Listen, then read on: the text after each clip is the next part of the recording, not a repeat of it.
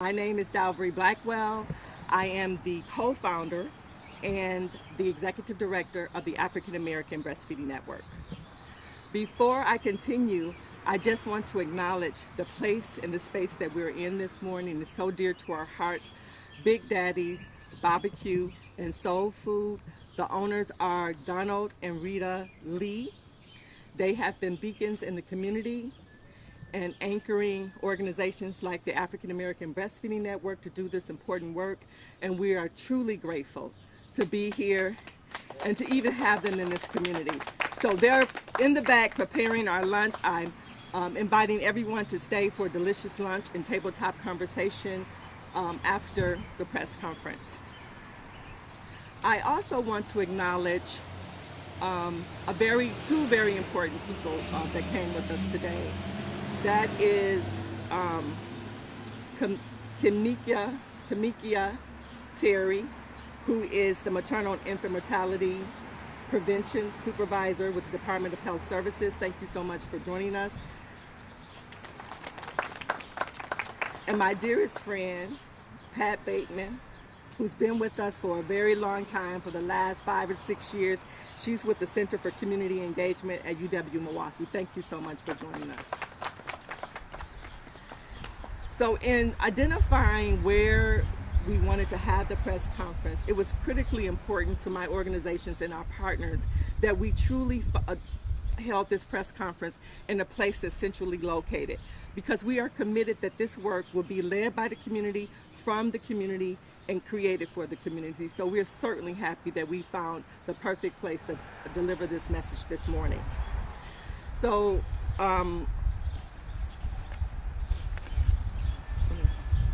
a little bit about my organization. The African American Breastfeeding Network was formed 12 years ago to advocate for breastfeeding equity and to champion maternal infant health. We do this through 4 primary core programming areas that we have. The first that I want to mention in the initial piece of my organization is our community breastfeeding services.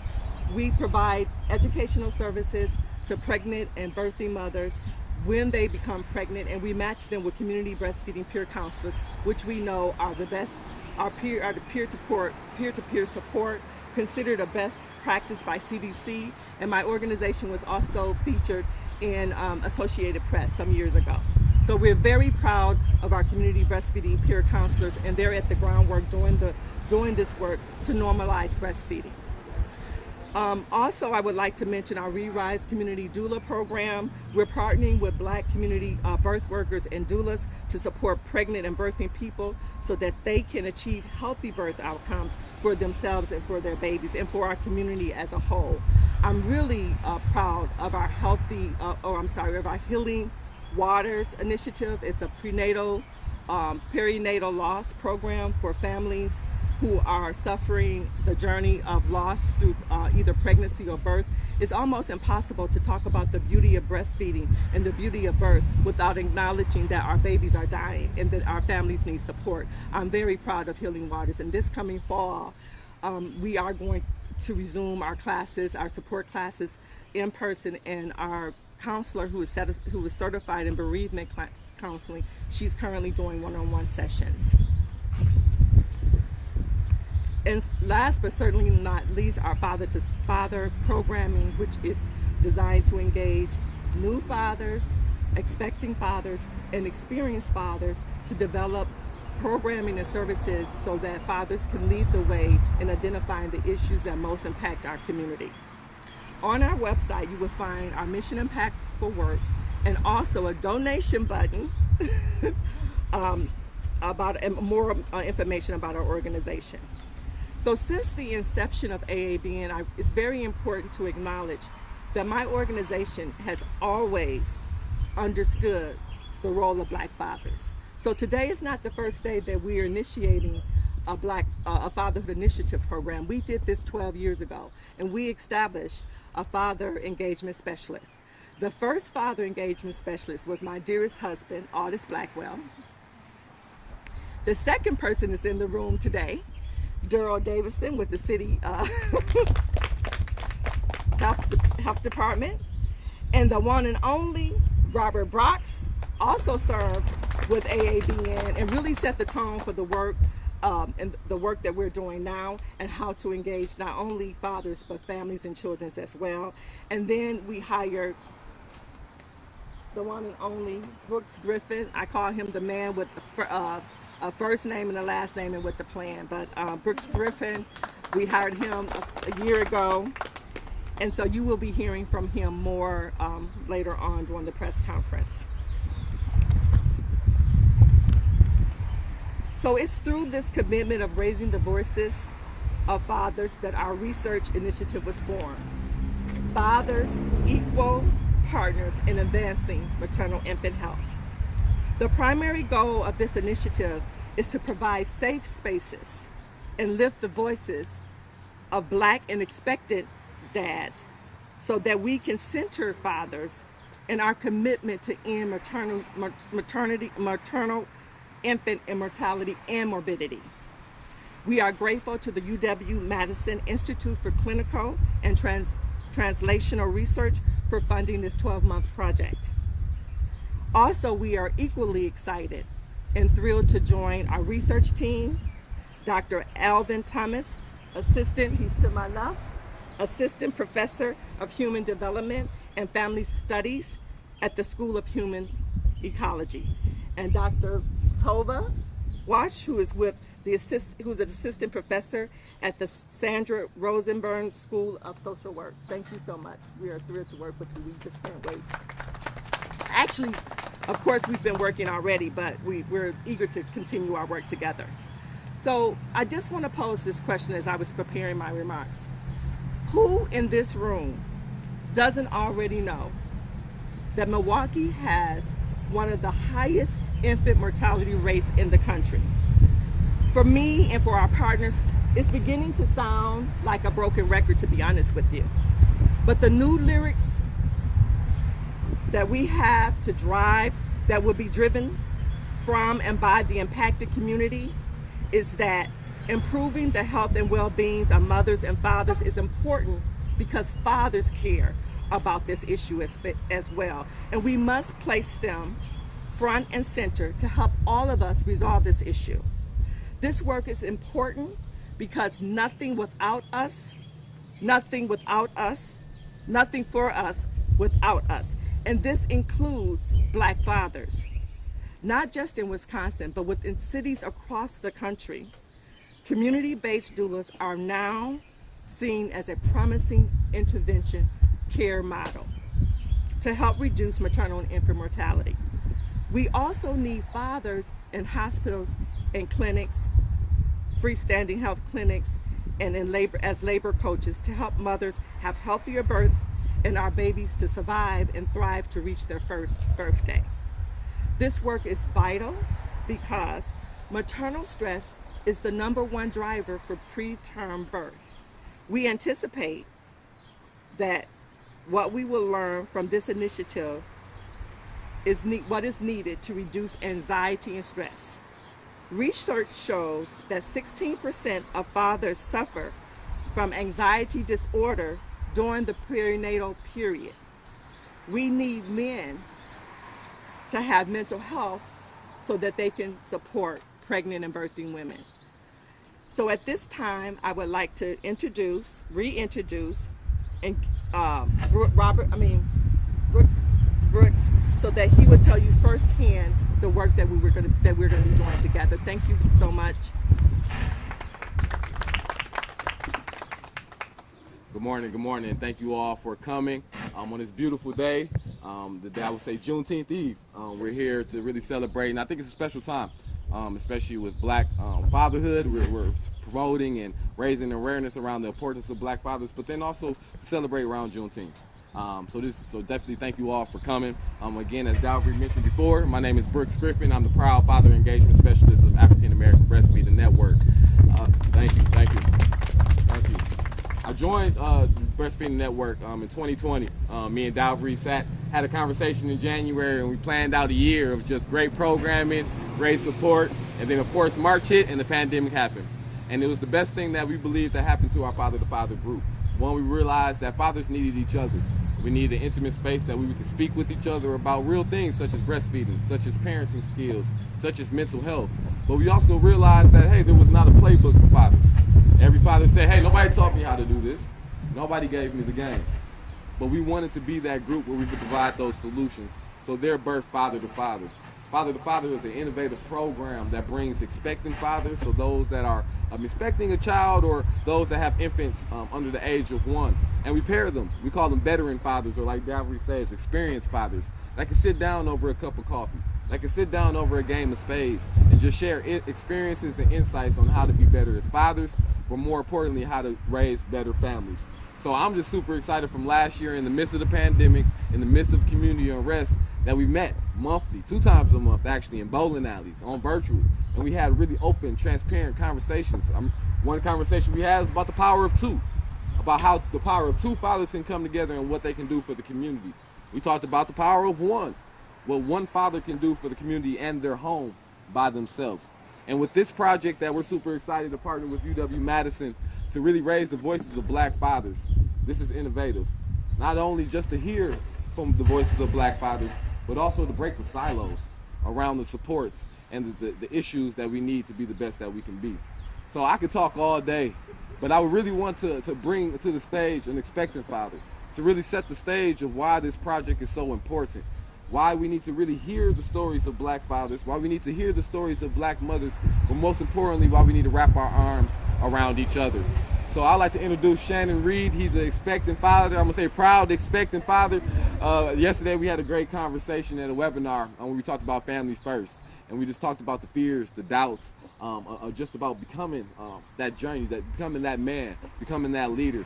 So I'll give him the platform to share some thoughts and experiences of just being the expectant father to set the stage of why this project is needed. So further ado, Shannon Reed.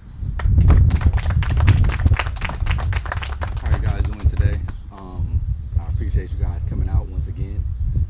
Just speaking from the perspective of a new and expecting father, as an entrepreneur, the philanthropist, as someone who caters specifically so much to Milwaukee at hand, I can appreciate and attest to the importance as to what this research will value and what it will do for expecting fathers that will come forth. I know in our discussion yesterday, we spoke so much about the hardships and the expectations of a new and expecting father, specifically within our black and brown community, how we don't necessarily have fathers who can look for resources or know that they have a helping hand. Well, this resource or this research, I can say, specifically will dedicate to those fathers who don't know where to go, who don't know that they have an opportunity or someone who will uplift them in that moment. We do have that, and we do have the opportunity for you. So for those new and expecting fathers, I would just continue to say, continue to be open-minded, continue to look for these resources and reach out with the open hand, because you have people with the open heart who are looking for you. So that's all I can say. And I know for each and expecting father, I wish you well, and I know that you'll do great. So thank you. Man, it's great to have expectant fathers that's proud to be in the lives of families, but just to have brothers, just to hold each other up. And this is just the epitome of father to father, where we can have conversations. I have a 7-year-old and a 4-year-old, and I still lean on Shannon for advice, like, hey, how do you get sleep? And it's those conversations that we can really build our community up. Also, I would like to, well, actually, as Davry mentioned earlier, we cannot do this work without the help of University of Wisconsin-Madison researchers. We will now hear from Alvin Thomas, the Assistant Professor of Human Development and Family Studies of School of Human Ecology of the University of Wisconsin-Madison. Again, a great brother, a great friend, and super excited to be a part of this project. So without further ado, Alvin Thomas. Thank you. I always welcome Brooks's energy, and I think both Tova and myself count ourselves as very privileged to be working with AABN and the wonderful people who make up AABN and the community that they represent. Whenever I get a chance like this, I never miss the opportunity to kick against the myth that black fathers are absent, that black fathers are uninvolved, that black fathers are uninterested and have somehow abdicated their role. Nothing could be further from the truth. That is It is a pernicious lie that has been perpetuated by psychobabble and not by research. In fact, research tells us that if anything, black fathers are, especially non-resident fathers, are the most involved fathers across all racial and ethnic lines, and that involvement continues and increases proportionally with the age of the child. So black fathers are present. Black fathers want to be more present. Black fathers love their children. Black fathers love their families and want to be front and center in all conversations related to their children and their family. We have not made that space available to them. We have not allowed our spaces to be father-friendly. And so this, in a number of other collaborations, is one that is attempting to bridge that space by saying, one, we want to focus and understand not just the disparities. We know that that exists. It's something that has been existing in Wisconsin and across the U.S. for years, for decades. We know those disparities exist in maternal and infant child health. What we want to do is figure out, how do we address it? How do we undermine it and eliminate it as much as possible? And to do that, you cannot think of the family as mother and father. The family is a collective. It is a unit. It is a team. And to not include the father means that you are not dealing with the team. You have fragmented the team because of some myth that you have about black fathers. So this work specifically aims at centering, and we think of it as recentering, the voice of black fathers in spaces where we're thinking about maternal and infant health. How do we get fathers back into these spaces and magnify their voices in a way that supports their own health as well, their mental health, but also the health of their children and their partners? And so we're glad to collaborate with AABN to do this work. We're going to first engage fathers and mothers through survey research, so asking them to give us answers to some very specific questions, factors that we think are very key to understanding the underpinnings of some of these relationships. And then we're going to follow up with direct conversation. So true to our aim of centering black fathers' voices, we want to bring black fathers together and say, you tell us what your experiences are. What are you aware of? What are you not aware of? And how can we help make this better? The ultimate aim is not just to come to Milwaukee and do the nice thing of asking the questions and engaging people and then going back to our universities and writing papers and getting tenure and publishing. It's to do that work and then come back to the community, come back to Dalvery and Brooks and say, hey, we've talked about this together and here's what we've found. What do we need to do next? How do we make this work affect families in Milwaukee, not 5 years from now, but now? And how do we take what we learn in Milwaukee so that we can upscale it to the rest of Wisconsin and make Wisconsin the flagship for understanding and reintegrating black fathers into the lives of their families? How do we get the U.S. to pay attention to this work? So this is a small seed, and we're looking to each of you present and those that you're connected with to help us water this seed. We're going to plant it over this next year, and we're going to be looking to you to help us water it. So I'm going to bring on my colleague from the School of Social Work at UW-Madison to continue talking to you about this important work that we're doing and why we're here today. So thank you very much for being here. Thank you, Alvin. So I'm Tova Walsh from the School of Social Work at UW-Madison. Delighted to be here and really honored to be collaborating with the African American Breastfeeding Network on this project, and with my colleague Alvin Thomas as well, that we're working together on this. You know, Alvin has been talking to you about, the importance of fathers, and I want to just back us up a step as somebody who studies the importance of fatherhood during pregnancy specifically, and just want to pull out and kind of underscore for us that the important role of fathers starts even before the baby arrives, that when fathers are involved during pregnancy, when pregnant and birthing women have supportive partners, that we see improved maternal and child health outcomes, that we see earlier initiation of prenatal care, that we see reduced low birth weight, reduced pregnancy loss. There are a lot of really important outcomes that are associated with the presence of support during pregnancy, and partners have such a crucial role to play.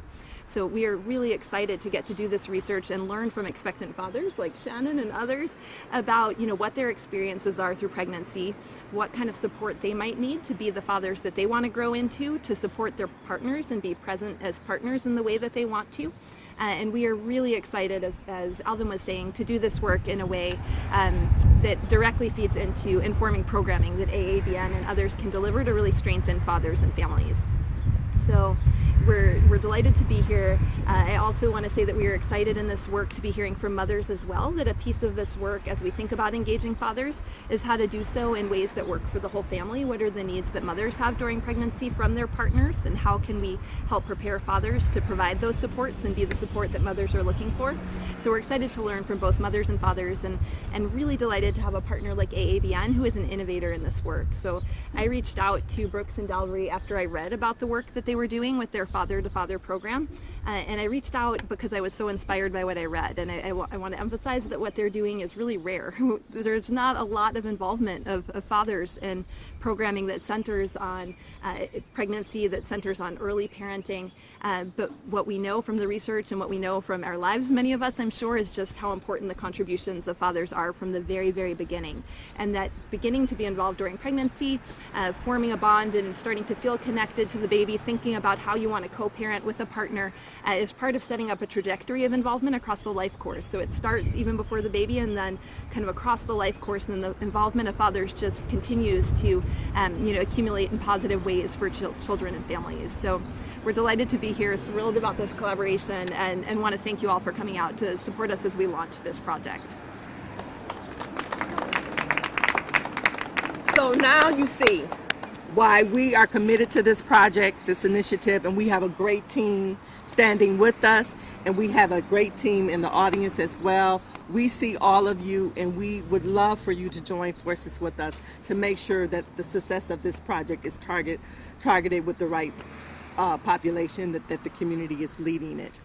Before I continue, I do want to acknowledge our dear friend Tiffany Henry, who is representing the Senator Tammy Baldwin's office. And Senator Baldwin has presented a beautiful legislation, the Mommy's Act, which would extend Medicaid services to pregnant women and allow Black women to have more access to doula services. So thank you so much, Tiffany, for joining us this afternoon. And also my dearest friend, the man that came to our first meeting for the African American Breastfeeding Network in 2008, Curtis Marshall. And he has been with us, holding us up, lifting us up ever since. And Marshall, for that, we love you and we support you 100%. So I want to open this space up for any questions that any one of you may have regarding our research project. From the media as well. We did a good job, no questions? Okay, so is there a question? Yes. I got something, I just want to throw it out. What does success of this project look like to you? Like, what do you feel like, if all could go right, if all go the way you want it to go, what would that look like? Two things. Sincerity in making sure that the voices of Black fathers are not only heard, but lifted and respected. The second is that at the end of the research project, we have opportunities to design programs that would improve maternal and infant health. You guys want to? Yeah, because I got that. And I think overall, too, to answer your question, as Tova mentioned before, it's rare. It's rare, not even to have a program around fathers, but just to have a sincere and authentic space of real life organizing and solutions. So I see from Milwaukee, this project will be a model for success for the nation, for the world, to see when black fathers come together to really see the systemic issues to go away, to see our families start to come back and heal, but we can just come back as a community. So, you know, we're holding our fathers to be leaders, and hopefully through this project we'll build, we will build successful leaders through the family, through our project.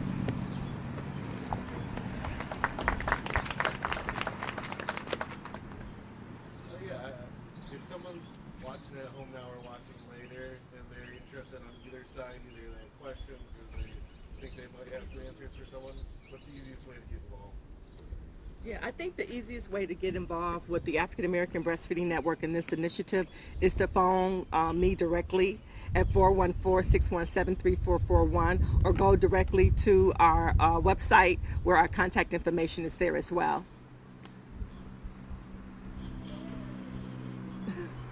Okay, so they... Yes, absolutely. I'll also just add, so we are officially launching our research today. Our survey is open. We are looking to hear from expectant fathers and expectant mothers about their experiences through pregnancy and the supports that they're looking for. And we have flyers for all of you to take with the link to that survey that you can go to or share with others who might be eligible to participate that they can go to. We're looking to hear from you, so we hope you'll help us get the word out. Yeah, thank you. Yes, Tiffany.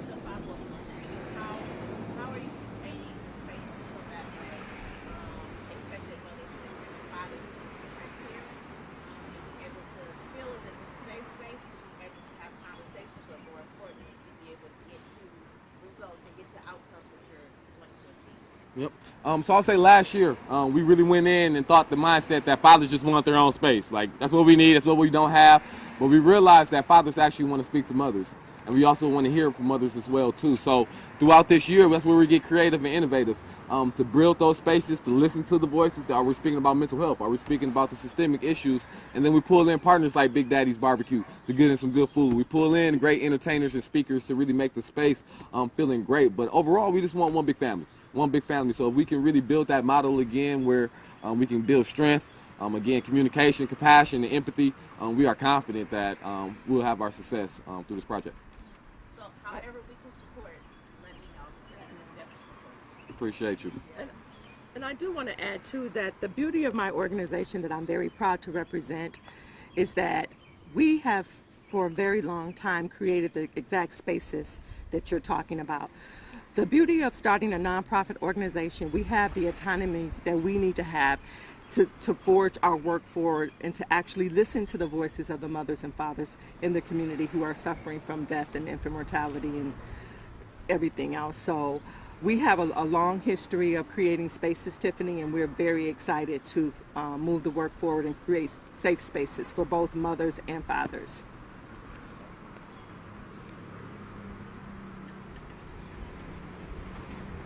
Are there any other questions?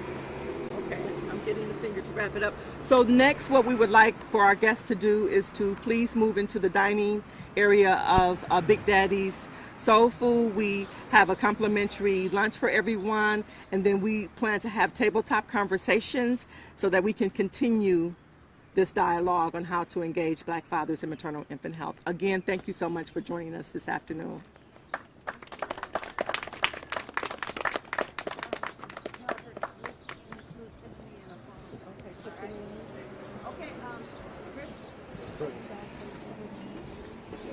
My head's already on next.